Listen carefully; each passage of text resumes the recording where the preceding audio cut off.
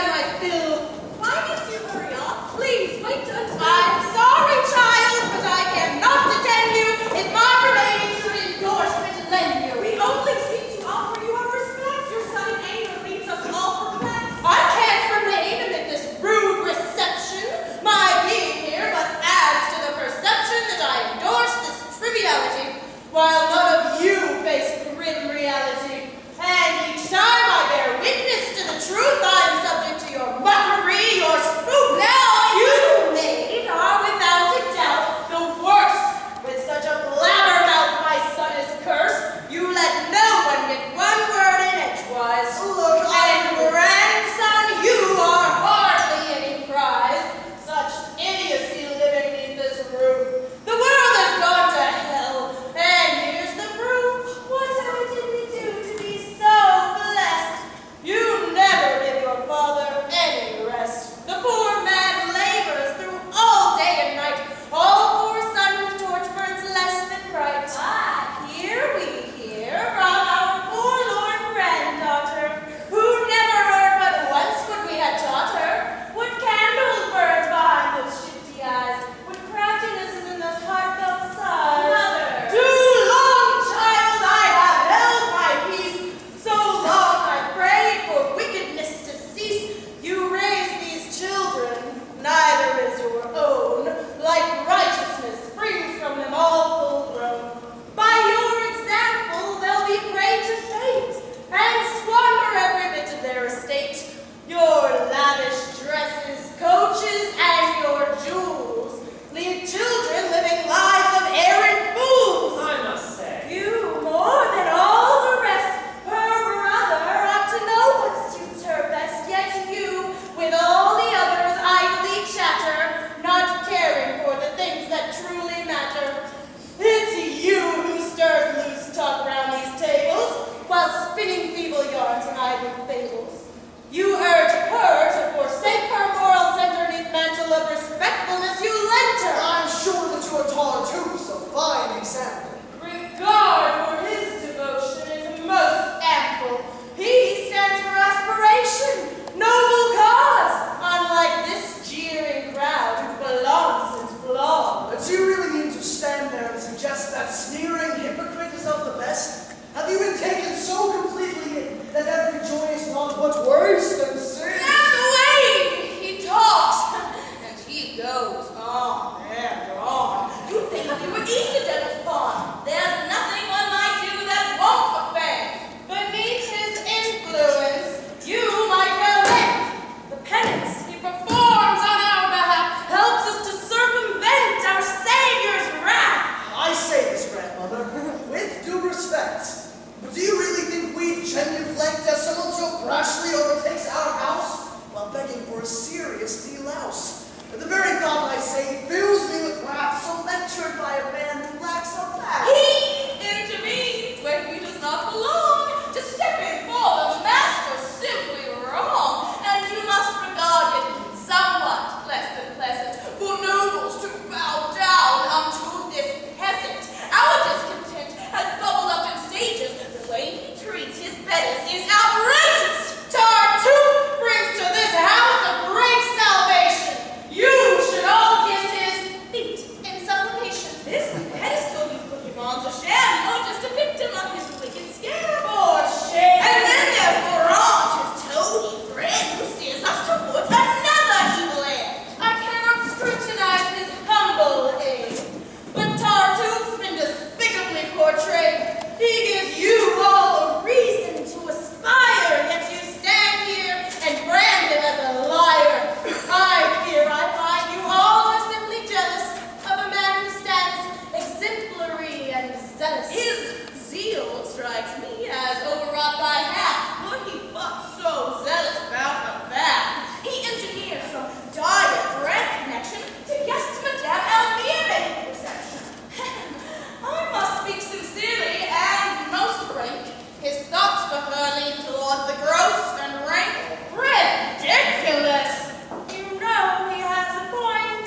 This raucousness you quickly must avoid.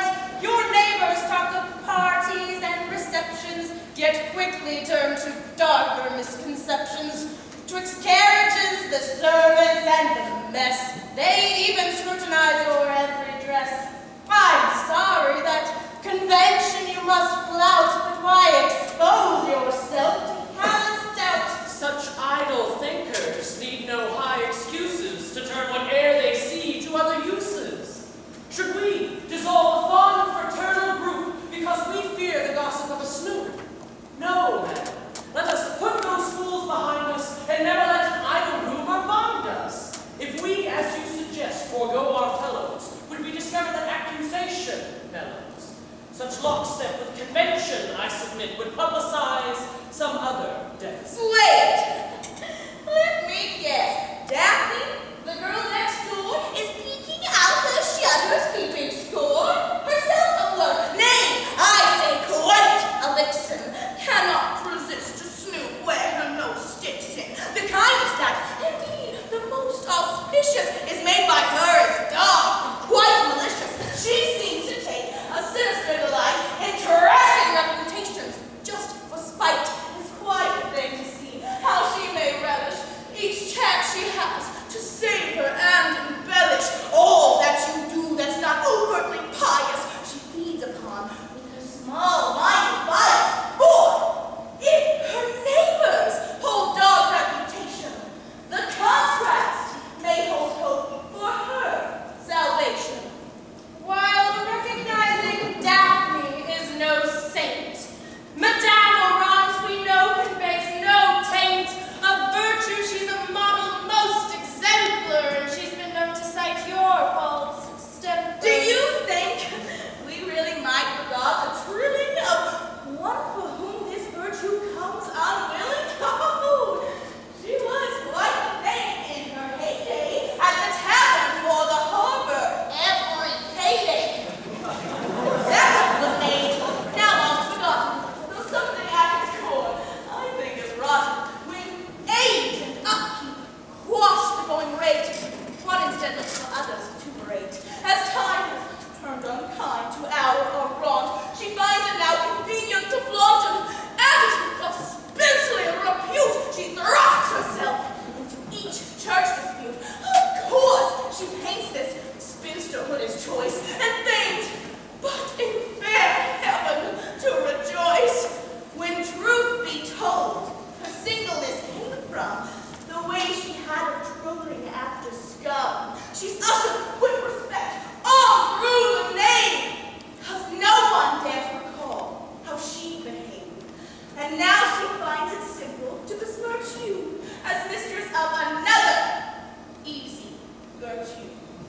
You mean to stand aside and give regard to lectures from society's discard? In my day, we let servants know their place with swift and sure backhand across the face. Amid you, God provides a holy man, and you must follow when you only can. Ignore the saintly choice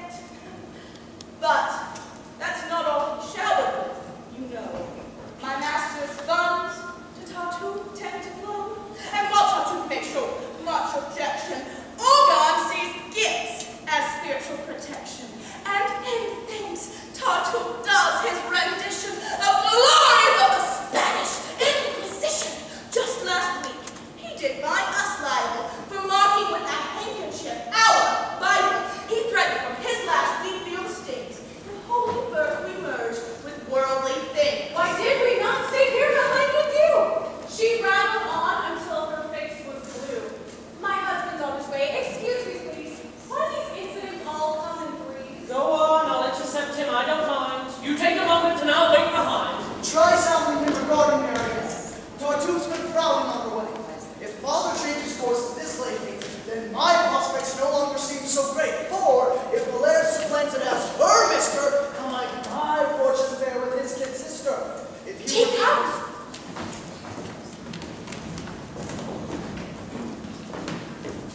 My brother, well, hello! Hey, I'm glad to catch you ere I go. I trust you had a vigorous retreat. One moment, brother, excuse me while I greet Doreen. You see, to put my mind at ease, I gather news as I retrieve my keys. Refresh me on the latest which you did. What did I miss while gone away from me? Your wife was taken with a nasty flu and headache pains that started small, then grew.